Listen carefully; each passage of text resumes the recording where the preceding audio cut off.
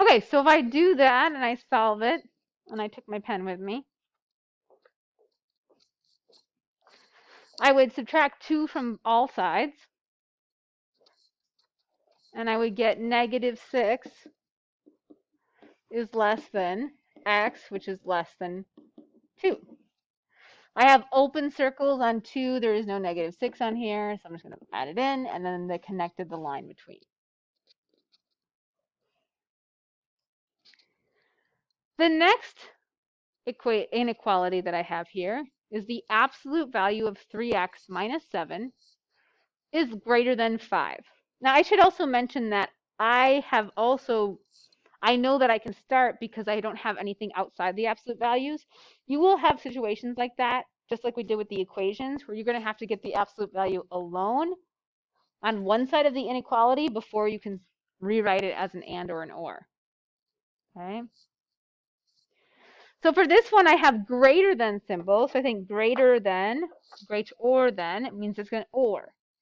So for an or, I'm going to rewrite my inequality just without the absolute value symbols. That's going to be the first part of my or. Then I write the word or. And then I'm going to rewrite the inequality. What's inside the absolute value never changes. Okay, I never want to change what's inside the absolute value. Even in equations and in inequalities, I'm never going to make this opposite or anything. But I'm going to flip my sign now and make this negative, that 5 negative.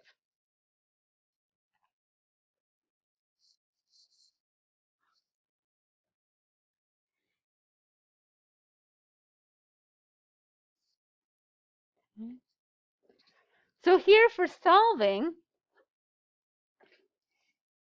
I can go ahead and just solve these individually, add 7 from both sides, get 3x is greater than or equal to 12, divide by 3, x is greater than or equal to 4.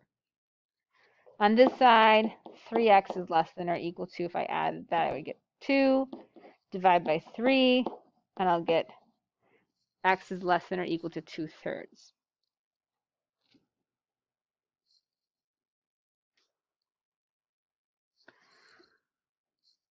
When I graph these, x is greater than or equal to 4, I'll get a closed circle on 4, arrow to the right.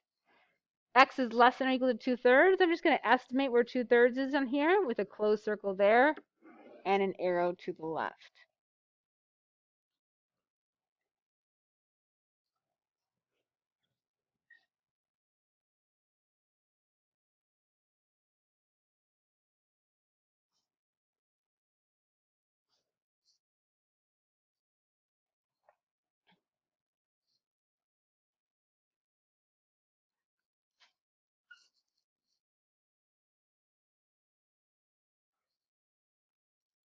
Questions you have?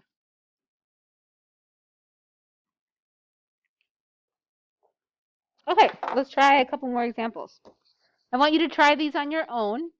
Notice that the first one, you do have something outside the absolute value that you have to undo first before you can rewrite it as an and or an or.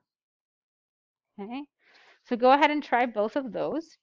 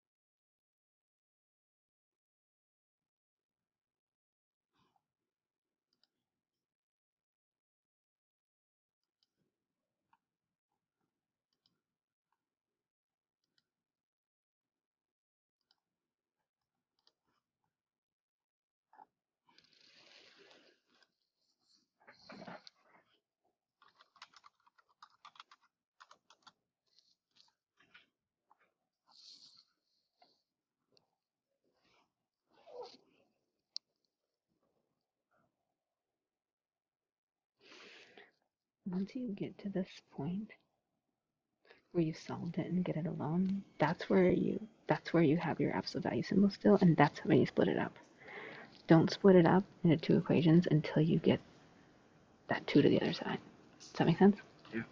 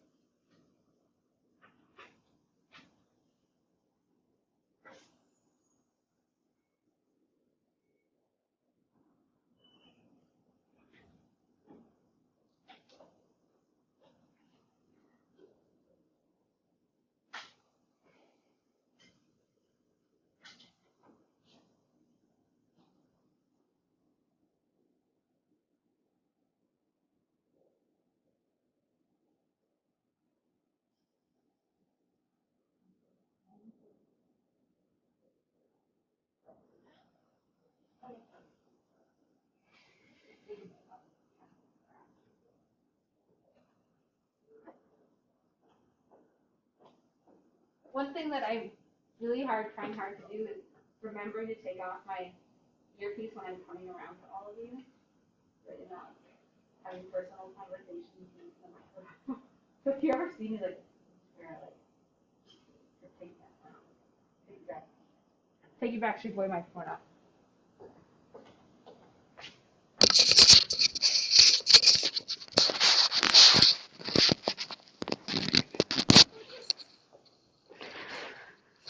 Okay, let's take a look at both of these equations, or inequalities, excuse me. Oh, I've got perhaps a question. Let's see here.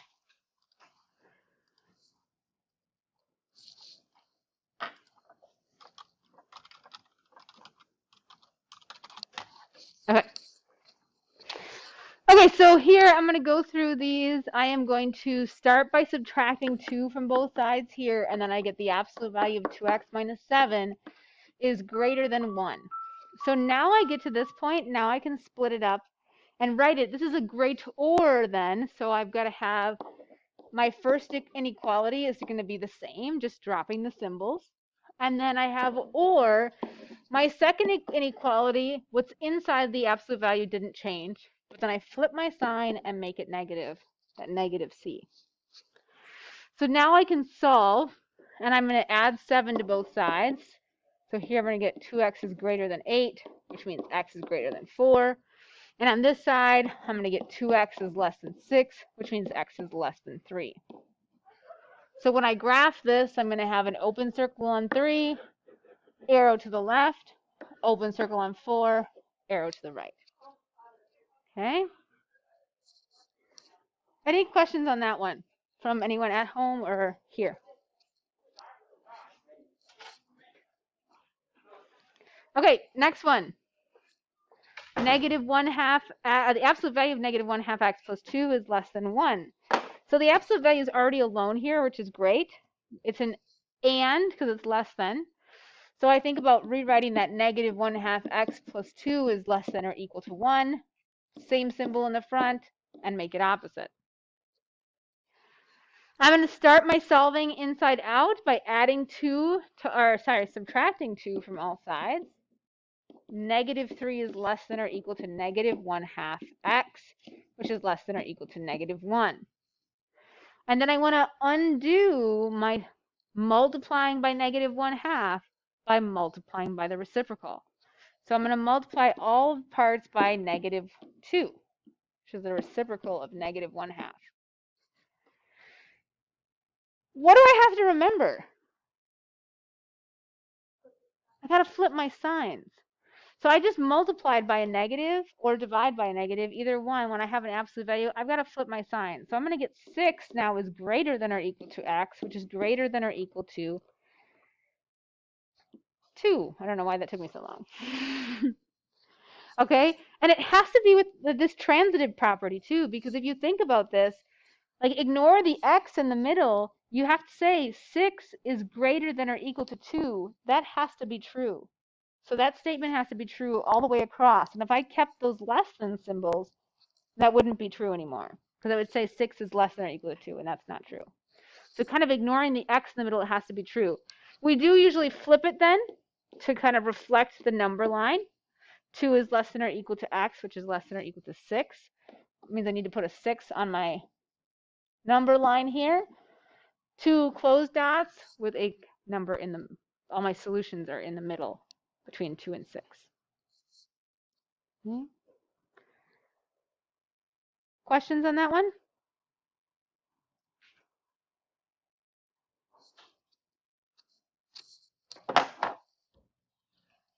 Okay, we have one more problem to do. It is a word problem because I told you this was super useful. So I'm going to show you an application, a manufacturing application. So if I'm manufacturing baseballs, in general, this is not just for manufacturing of baseballs. The general format when you're writing an absolute value inequality for a word problem is this format right here. X minus the center is less than or greater than the distance from the center. And what I'm talking about here, the distance of the center is like my tolerance. What, or my allowed parameter, okay? The center is my ideal or exact, like not exact, but ideal or preferred weight, okay? Or number, preferred measurement.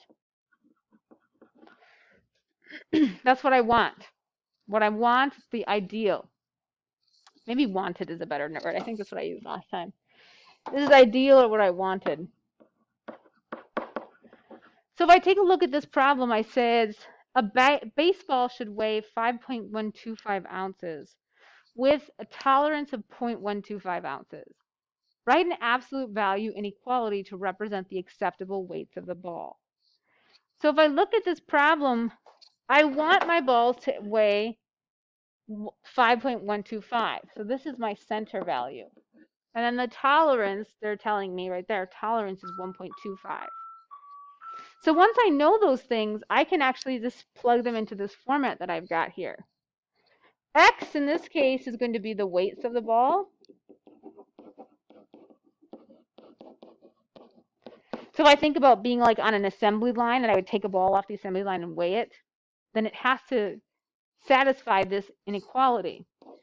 So I'm going to have X minus my center, which I said was 5.125. And that is going to have to be either greater than or less than 0.125 ounces. So if I think about taking that ball off, and let's say the ball here, I weigh it, that's my X value. Do I want the absolute value of the difference of the actual weight and 5.125? Do I want it to be greater than or less than 0.125?